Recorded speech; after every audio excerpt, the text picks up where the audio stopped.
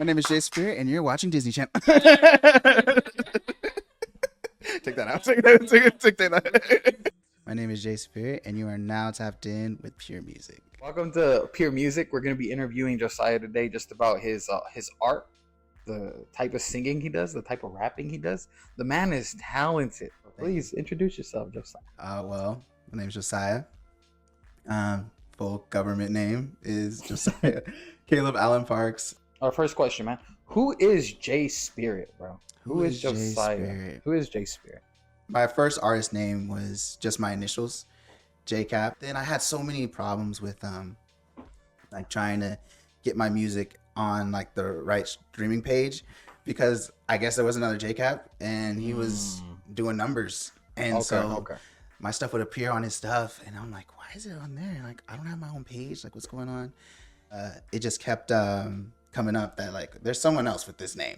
And so I was like, okay, like I gotta change my name. At the time when I was trying to decide like, well, okay, what's my name gonna be? I really was influenced a lot by like when I started to rap or do hip hop was by J. Cole. And so I was like, I still want to keep the J in my name because my government name has a J in it. So it's like I'm gonna keep that. What do I want people to like understand about me when I like make music? And it's just like the spirit of who I want to be. Like I felt the most confident when I was just like on the mic and I was just like, J Spirit's right here. Sometimes I would tell myself, I'm like, hey, you gotta turn J Spirit on, you gotta turn him on. Which sounds kind of crazy, you know? Sounds kind of crazy. Like, no, it makes like, sense. oh man, like he's turned on his alter ego. Okay, is he Batman? Yep. Like, That's why people have stage names, man, so they can go into that mode, that place. yeah. And then I changed the S to a $sign because I'm like, by the end of this, I at least want some dollars. I want to be able to throw some $signs up and like. And it's really helped the algorithm.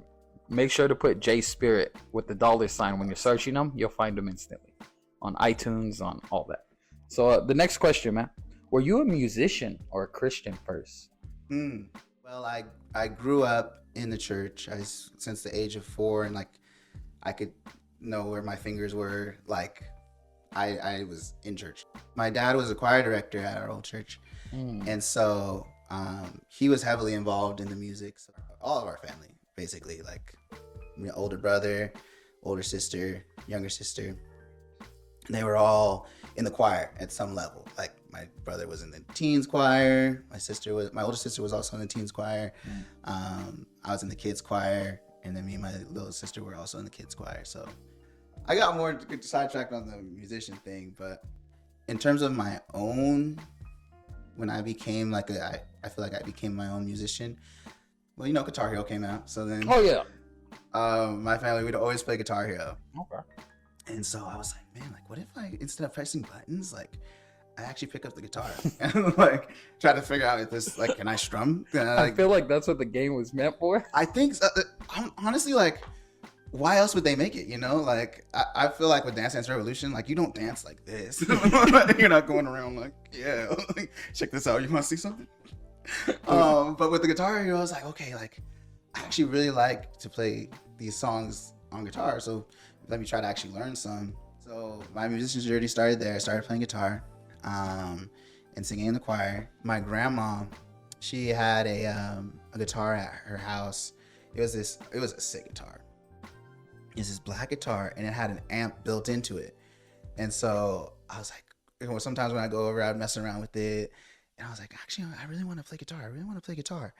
So then I asked my parents to put me in the band at middle school. And that way I was kind of staying out of trouble, like not going out and doing crazy stuff. And being in the after school program was boring to me. So I was like, I'll just stay after and like practice with the band. And then like when it's time to go home, then it's like, I'll be home. And so they put me in there. But they didn't have like guitar music. And then my band teacher, he was a trumpet player. So he knew how to like teach me how to figure out the guitar, but he didn't play it himself. Like he would play just to kind of teach us the bare minimum, but he wasn't like a shredder. Like he just knew how the frets worked and how to read music. And so that's what he taught me. What was his name? Robert E. Lee. Robert E. Lee? Yeah. Like the Civil War general? Yeah. Oh man. Shout out Mr. Lee. Robert E. Lee. Shout out Mr. Lee. Shout out Robert E. Lee. Oh. Crazy because he was really the one that kind of pushed me to like keep playing too.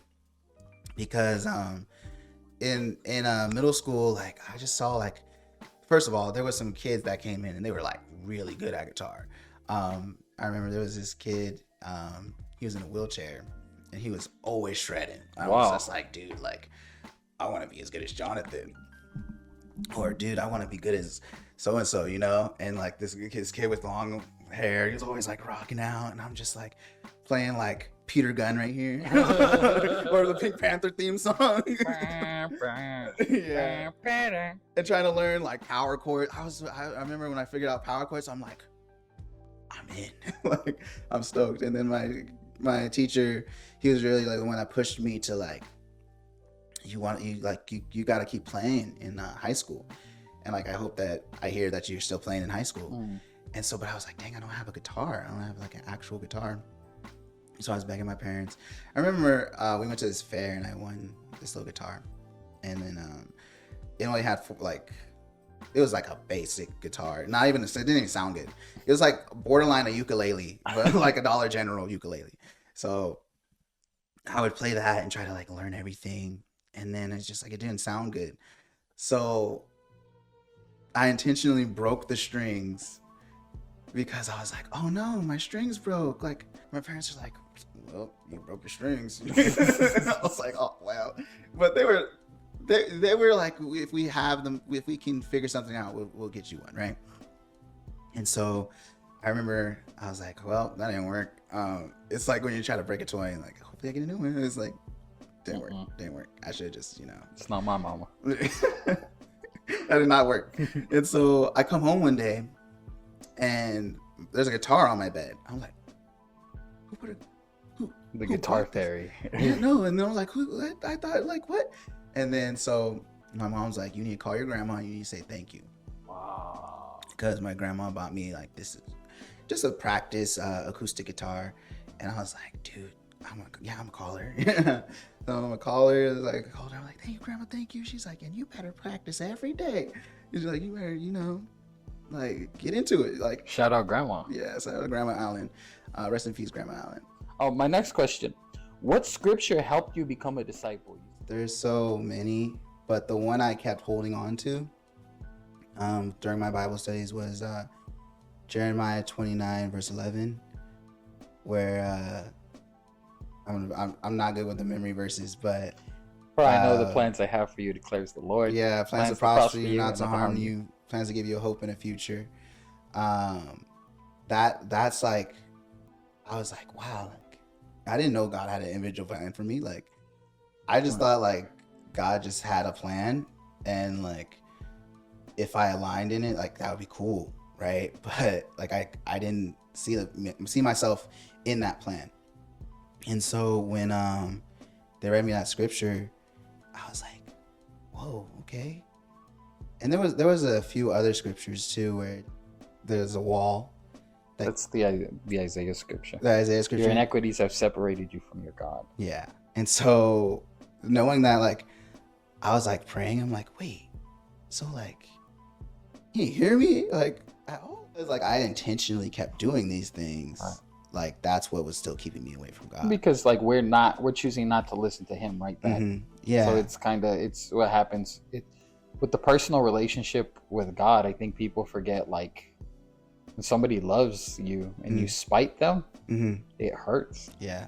And God's perfect because he doesn't treat us with the same level of spite. With the same, he doesn't do that. He gives us every opportunity to come back. Right now, what we're gonna do, we're gonna tap into a little bit of music from Jay Spirit right now. Chasing love ain't enough, it's a buzz, yeah. Looking up, get my buzz from above, yeah. No more sin, gotta free me from the cuffs, yeah. Holy water in my cup and it's enough, yeah. Looking back at a lose some friends, lost myself in addiction again. Temptation, never gonna win again. Now I'm about it, never doubt it. Put that past they do and then decided to make the Lord my friend. Doctor like my biggest win, can't be crowded, got some power bound, sitting out of my life.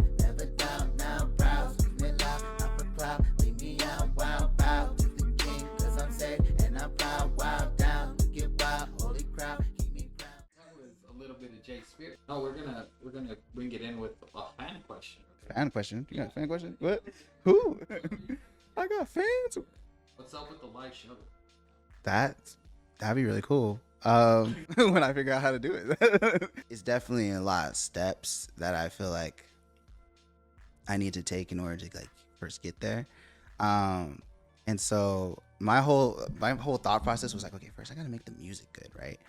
And then like I gotta have like a set list, you know? And then I'm still trying to figure out even like how to do content around my music where it's like I'm not marketing too crazy, but like there's some marketing happening, you know? Because there's been a few like TikToks I put out or Instagram reels. I used to just throw paint at the wall, and I was a bad artist. Trying to see if it sticks, you know, like I don't know how to paint, but I'm just like, I needed to like put a different type of paint on the wall, you know? And so like I would like take like little gifs and stuff and like try to like stitch those together to make music videos. So I don't even have like music videos out really. I just have performance videos. And so the next step is trying to find like I've been thinking about it, you know, like trying to find a way where I can perform live.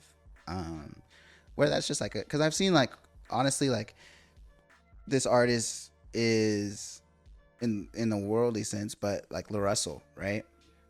He would he'd do stuff in his backyard, you know. Like can I do it at the park, you know? Like so I'm trying to see like okay, like what's the best way to go about it, because even some of my friends, like I have a friend and he's just doing open mics, or I have another friend and like whenever there's like an art festival they're there, you know. And it just reminds me of when I was in Rhythm and Brains, like people were setting these things up for me and then it was just like I just have to put my name in, right? And like at UCR there was these things called like nooners where like you get to perform at the bell tower, live equipment, everything, you know. And it was cool because like I got to perform, you know.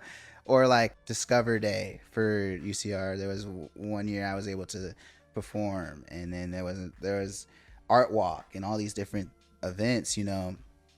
And so I really, in terms of like when you're an independent artist trying to do it yourself, it's kind of hard to like, first of all, like book this stuff yourself and figure it out. So it's definitely, that's one of the jigsaw puzzles I'm still trying to figure out. But I think where I was starting with my process was like, okay, I want to make sure that people actually come to the show, you know. But you know, you're gonna have those shows where it's like you have it and it's like one or two people, and the fact that like it's like it's crazy with visualization. Like if you think about how many people like listen to your song, that could translate to how many people are in the room.